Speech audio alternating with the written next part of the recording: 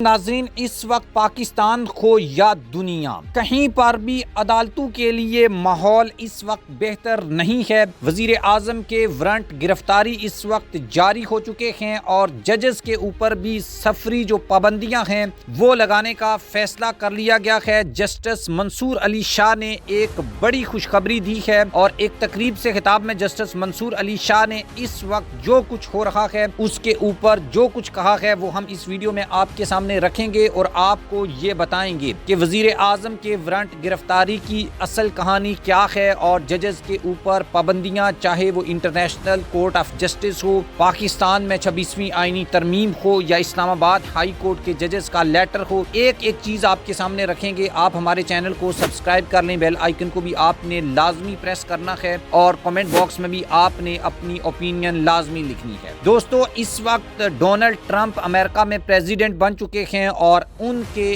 President بننے کے بعد کچھ چیزیں جو ہیں ان کا ہمیں پہلے سے اندازہ تھا اور وہ چیزیں ہو بہو من و ان ہو رہی ہیں، اور ان سب کے بیچ وزیر اعظم کی جو وارنٹ گرفتاری ہیں، یہ خبر اس وقت عالمی خبروں کی ایک ہیڈ لائن بنی ہوئی ہے اور اس کو ہم ڈسکس کرتے ہیں۔ بلکہ میں پہلے آپ کو جسٹس منصور علی شاہ صاحب نے جو بات کی ہے وہ میں ڈسکس کر لیتا ہوں، اس کے بعد وزیر اعظم کے وارنٹ گرفتاری کے اوپر بھی بات کریں گے اور ججز کے اوپر جو سفری پابندیاں ہیں ان کی بات بھی کریں گے۔ دوستو، آپ کو معلوم ہے کہ جسٹس منصور علی شاہ 26ویں آئینی ترمیم کے ذریعے سائیڈ لائن ہوئے، ان کو چیف جسٹس آف پاکستان نہیں بنایا گیا، لیکن جسٹس منصور علی شاہ کا اپنا ایک لیول ہے، ان کا جو ایک ویژن ہے، ایک جو کریڈیبلٹی ہے اور ان کا جو ایک مختلف موضوعات کے اوپر بات چیت کرنے کا انداز ہے۔ یہی وجہ ہے کہ جسٹس منصور علی شاہ کبھی اسلام آباد میں کسی تقریب سے خطاب کرتے ہیں تو کبھی وہ کراچی میں ہوتے ہیں اور پھر وہاں پر چیف جسٹس منصور علی شاہ کے نعرے لگتے ہیں، اور کبھی وہ لاہور میں ہوتے ہیں اور کبھی وہ باکو میں یا پھر امریکہ میں کسی تقریب سے خطاب کر رہے ہوتے ہیں۔ اس کی وجہ یہ ہے کہ لوگ جسٹس منصور علی شاہ کو سننا پسند کرتے ہیں، اور ایون یہ کہ جسٹس منصور کے بدترین مخالف جو ہیں وہ بھی اس بات کو ایکسپٹ کرتے ہیں کہ جسٹس منصور کا چیف جسٹس آف پاکستان نہ بننا پاکستان کے لیے ایک بدقسمتی ہے۔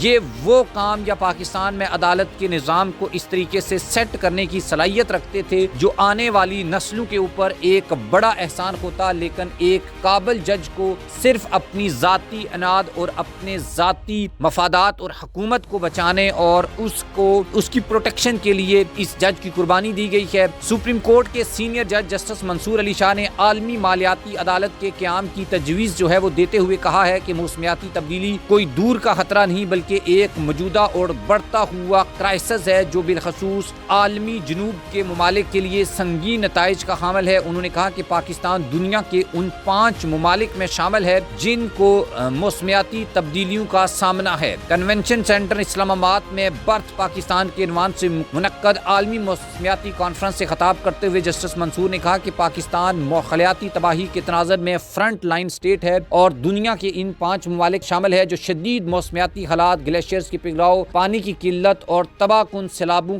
سے سب سے زیادہ متاثر ہو رہے ہیں، اور اس لیے جسٹس منصور علی شاہ نے ایک لمبی چوڑی تقریر کی ہے اور اس تقریر میں انہوں نے ماحولیاتی عدالت کے حوالے سے اور موجودہ جو سیٹ اپ ہے اس حوالے سے بھی کچھ باتیں کی ہیں، لیکن چونکہ وقت کم ہے اس لیے ہم آپ کو لیے چلتے ہیں اس وقت امریکہ میں۔ آپ کو معلوم ہے کہ نیتن یاہو جو اسرائیل کے پرائم منسٹر ہیں، ان کے وارنٹ گرفتاری جو ہیں وہ عالمی عدالت انصاف نے نکالے تھے، اور امریکن صدر ڈونلڈ ٹرمپ نے اب عالمی فوجی عدالت سے منسلک افراد پر تجارتی اور سفری جو پابندیاں ہیں وہ عائد کرنے کا فیصلہ کر دیا ہے۔ امریکی صدر ڈونلڈ ٹرمپ نے ایک ایگزیکٹو آرڈر پر دستخط کر دیے ہیں جس کے تحت انٹرنیشنل کرمنل کورٹ ICC کے تحقیقات سے وابستہ افراد پر اقتصادی اور سفری پابندیاں عائد کر دی گئی ہیں۔ عالمی خبر رساں ادارے کے مطابق ڈونلڈ ٹرمپ نے عالمی فوجداری عدالت کی تحقیقات سے وابستہ جن افراد پر پابندیاں عائد کی ہیں وہ امریکی اور اسرائیلی شہری ہیں، اور ان افراد پر تجارتی اور سفری پابندیاں عائد کی گئی ہیں۔ تاہم وائٹ ہاؤس کی جانب سے جاری بیان میں یہ نہیں بتایا گیا کہ پابندیاں کن کن افراد کے اوپر عائد کی گئی ہیں، اور عالمی فوجداری عدالت کی جانب سے ان پابندیوں کے رد عمل میں تاحال ابھی تک کوئی بیان سامنے نہیں آیا۔